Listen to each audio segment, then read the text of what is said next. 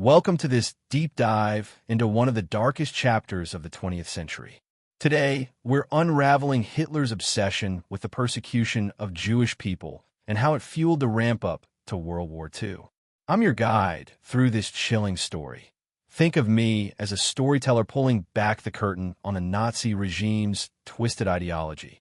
We'll explore the fits and starts, the hatred fused with so-called idealism, and the tragic human cost.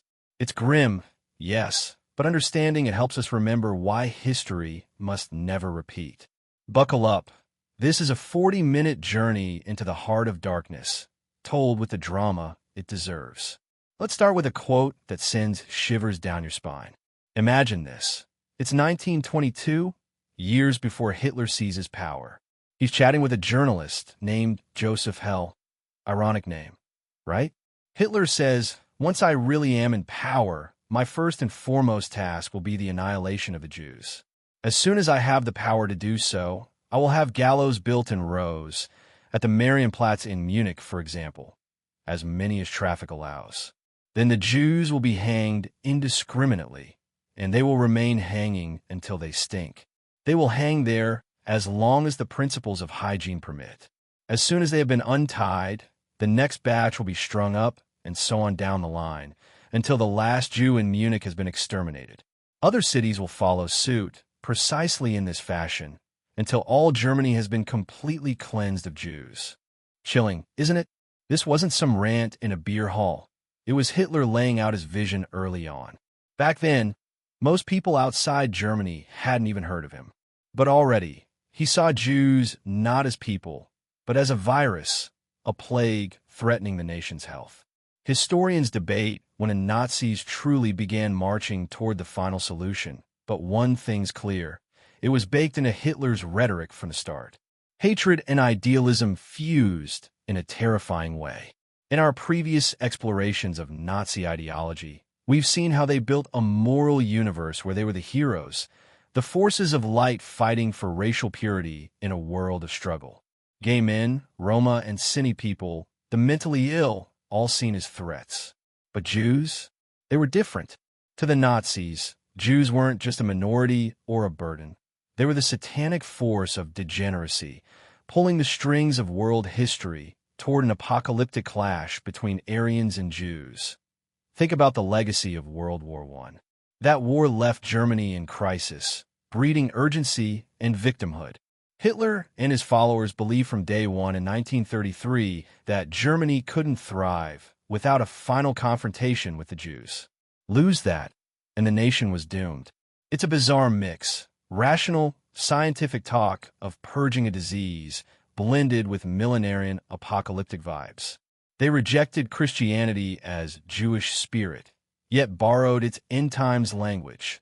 A 1,000-year Reich. Anyone? Jews were cast as both a bacillus and a demonic force. Sometimes cool scientists, other times raw haters. But Germany wasn't alone in this resurgence of anti-Semitism between the wars.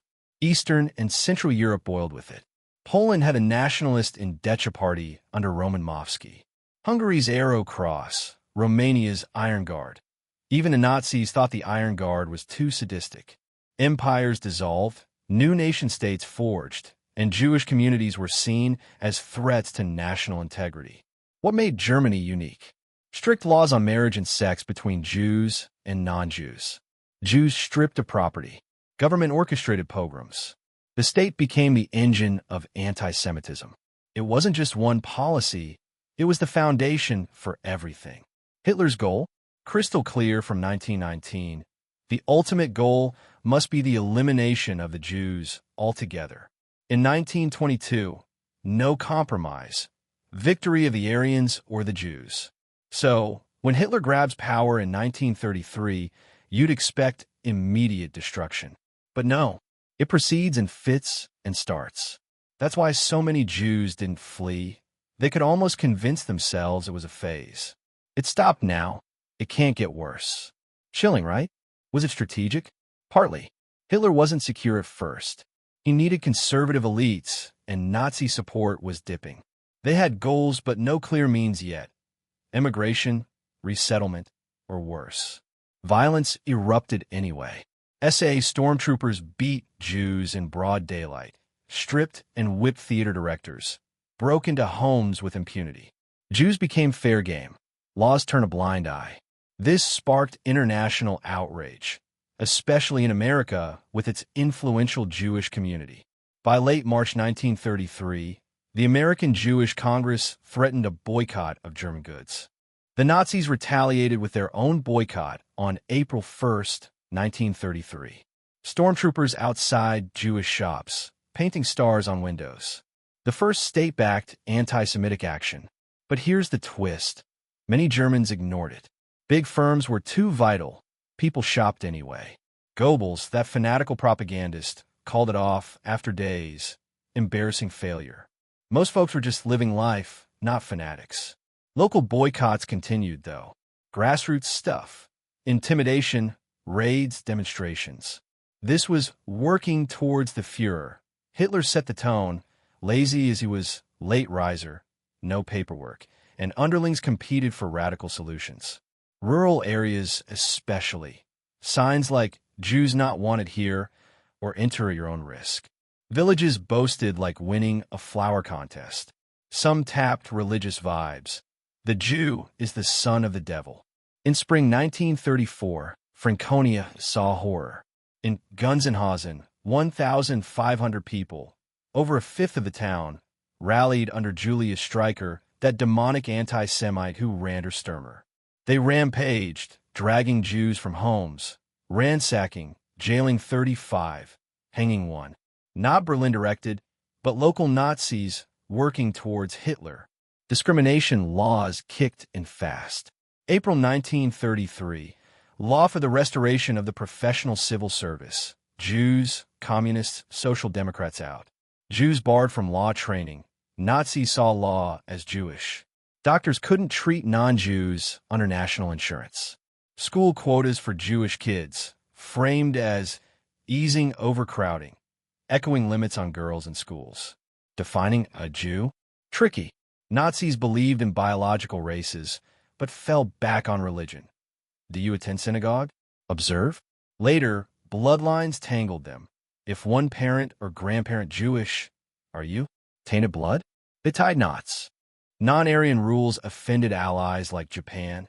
Embassies scrambled to explain. Army adopted them February 1934, losing good soldiers. Germany bled talent. Lawyers, doctors, teachers gone. By late 1934, many Jews thought it could be worse. Immigration peaked at 37,000 in 1933, then dropped. Why flee? We're German. This is home. I fought in the war. Defeat to leave. Mid-script pause. Soft music transition. Build tension. 10 seconds. Now, enter 1935. Hitler's Saarland when boosted him. Secure, he ramps up. Economic strain from rearmament.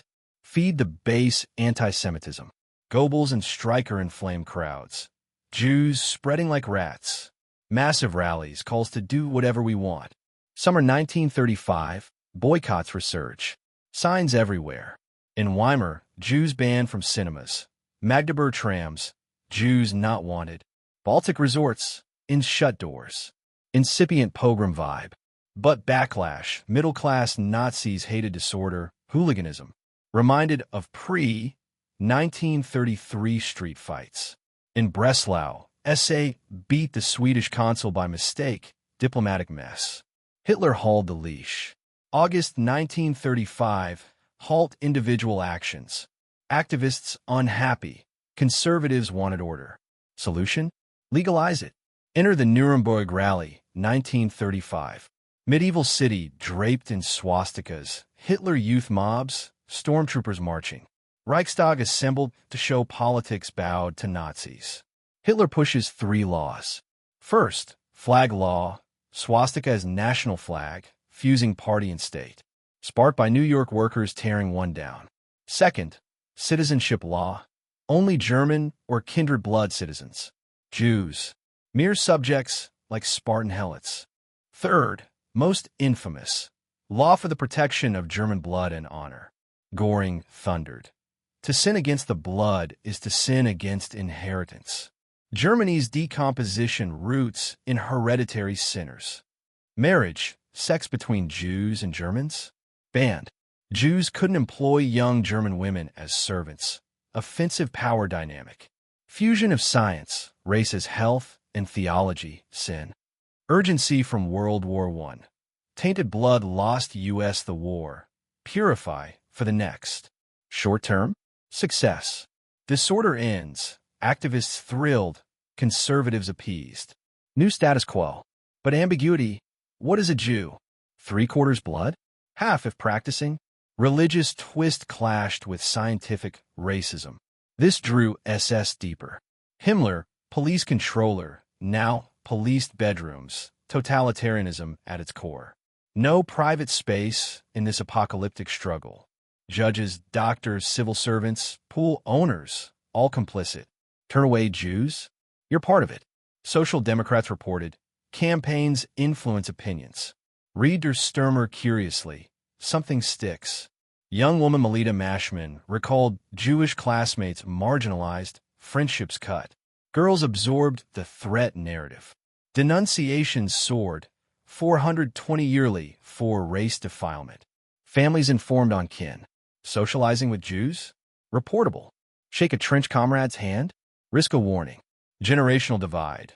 Older folks, war vets, resisted more, shared trenches with Jews. Youth?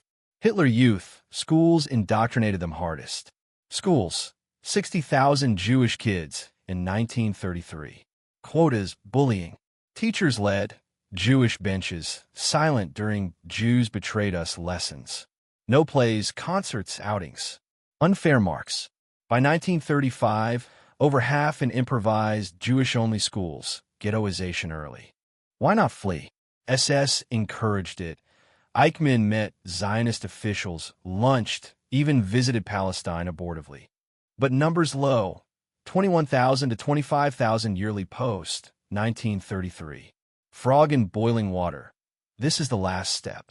Plus, I'm German, an Iron Cross vet. What can happen? Victor Klemperer, Dresden professor, stayed till war's end.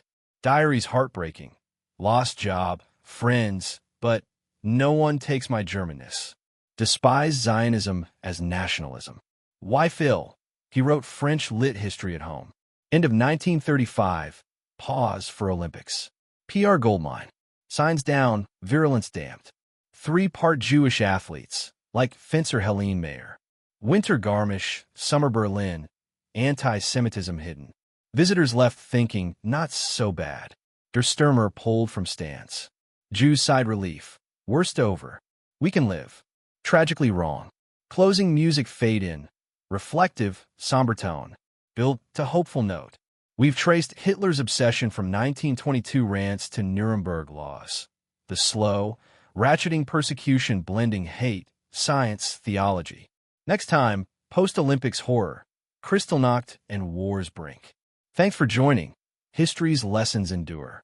Stay curious, stay vigilant. Goodbye.